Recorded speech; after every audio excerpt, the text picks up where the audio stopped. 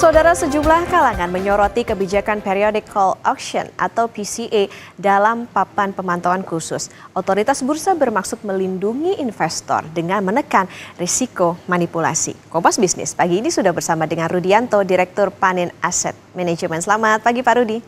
Selamat pagi, Bu.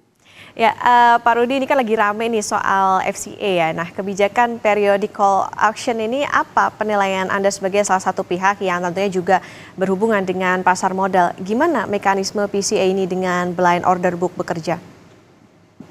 Kalau di pasar yang reguler, orang mau beli saham kan dia pasang di bid. Orang yang mau jual saham dia pasang di offer. Kemudian harga belinya kan bisa beda-beda. Misalnya saya mau beli di harga 1.000, Ibu mau beli di harga 990, sama juga dengan harga jual. Nah, kalau di pasar yang reguler, harga dan volumenya kelihatan. Jadi misalnya mau beli 1.000 ada berapa lot, yang mau beli 990 berapa lot, 970 berapa lot, dan seterusnya. Nah, kalau PCA itu informasi antriannya ditutup. Jadi tidak muncul seperti biasanya. Jadi kalau saya mau beli saham pada umumnya di pasar reguler, antriannya kelihatan. Kalau di blind order book itu antriannya ditutup.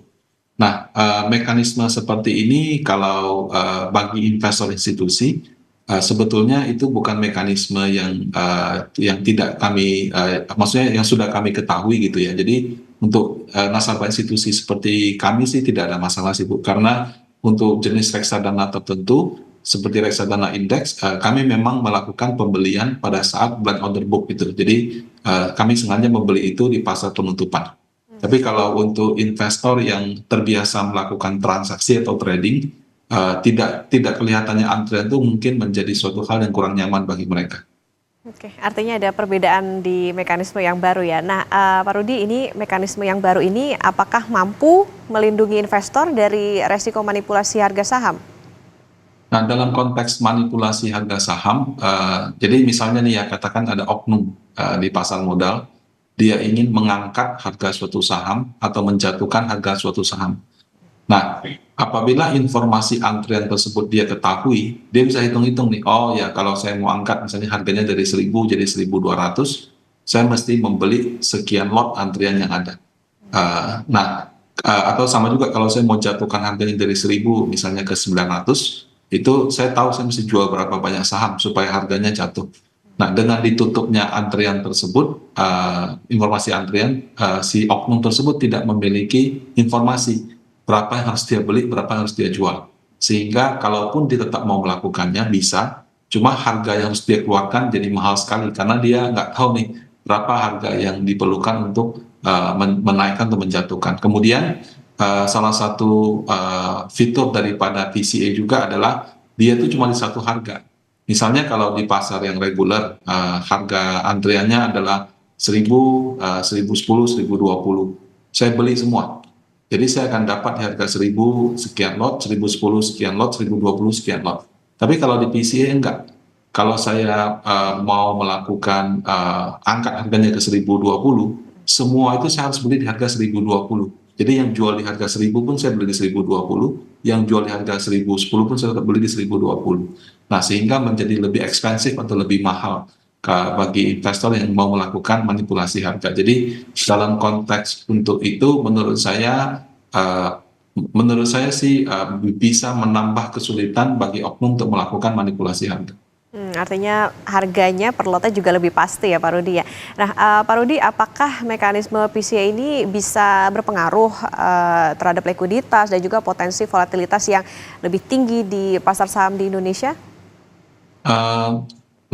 Sekali lagi kan investor di pasar modal ada banyak. Ada investor institusi, ada investor perorangan. Investor perorangan ada yang beli dan tidur, ada yang beli dia lakukan transaksi gitu. Nah, bagi yang investor yang senang melakukan transaksi, informasi antrian yang tidak bisa diketahui tersebut memang mungkin membuat mereka menjadi sedikit lebih malas melakukan transaksi. Bisa saja karena satu, dia merasa infonya tidak lengkap, atau yang kedua, ya dia belum terbiasa. Karena mekanisme seperti ini itu bagi investor institusi itu cukup common ya, cukup biasa.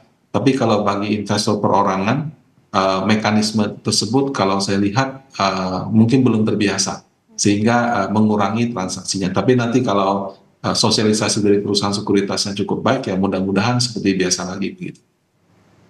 Oke, itu tadi ya kuncinya harus bisa disosialisasi. Semoga investornya juga ngerti gimana sih mekanisme yang terbaru ini. Oke, Pak Rudi, gimana jadinya strategi investor jika ini bertransaksi saham yang diperdagangkan secara PCA di papan pemantauan khusus?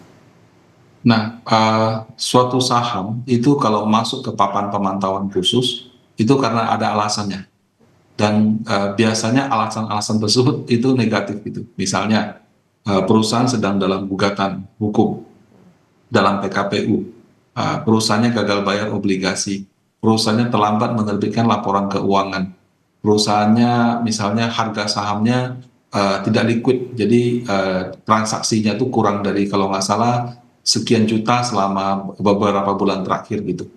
Artinya saham-saham yang masuk dalam papan pemantauan khusus itu sedang bermasalah, ya. Dari masalah-masalah tersebut mungkin yang sifatnya bukan masalah besar itu kalau dia saham beredarnya kurang dari 7,5%. Jadi kalau suatu perusahaan, kalau dia menjadi perusahaan TBK, minimum 7,5% dari sahamnya harus dimiliki oleh masyarakat umum. Nah, terdapat beberapa saham yang dia punya kepemilikan kurang dari 7,5%. Nah, itu juga masuk pemantauan khusus. Tapi kalau yang khusus yang itu biasanya tidak ada masalah di fundamental. Ini lebih ke masalah pemiliknya mungkin pegang terlalu banyak saham aja seperti itu. Tapi selain yang itu, kebanyakan ada masalah. Sehingga bagi investor yang awam, menurut saya sebaiknya menghindari saham yang masuk pemantauan khusus gitu. Kenapa? Karena dia bisa masuk karena ada masalah gitu. Nah, kalau tetap mau beli, ya karena perusahaan-perusahaan sedang bermasalah kan berarti harganya bisa saja sangat murah. Jadi marketnya mungkin melihat negatif sangat murah, dan kalau kita percaya dia bisa melakukan turnaround, artinya dia membalikkan situasi dari kondisi nggak bagus jadi bagus, mungkin saja ada capital gain gitu, yang ada keuntungan yang besar. Tapi untuk bisa melakukan itu butuh pemahaman yang mendalam tentang fundamental suatu perusahaan. Sehingga kalau misalkan tidak begitu mengerti tentang hal tersebut, menurut saya sebaiknya bisa beli saham yang biasa aja gitu. Oke, artinya dengan sistem baru, dengan PCA atau periodical auction ini juga tentunya tadi ya bisa melindungi investor, termasuk juga tadi yang jadi sorotan adalah soal bagaimana nih sosialisasinya supaya investor ini paham dan juga bisa ngerti entar gimana nih untuk saham-sahaman aja yang masuk PCA atau yang di luar dari PCA ini supaya bisa lebih terlindungi. Terima kasih Direktur Panin Asset Management Pak Rudianto sudah bersama di Kompas Bisnis, sehat selalu.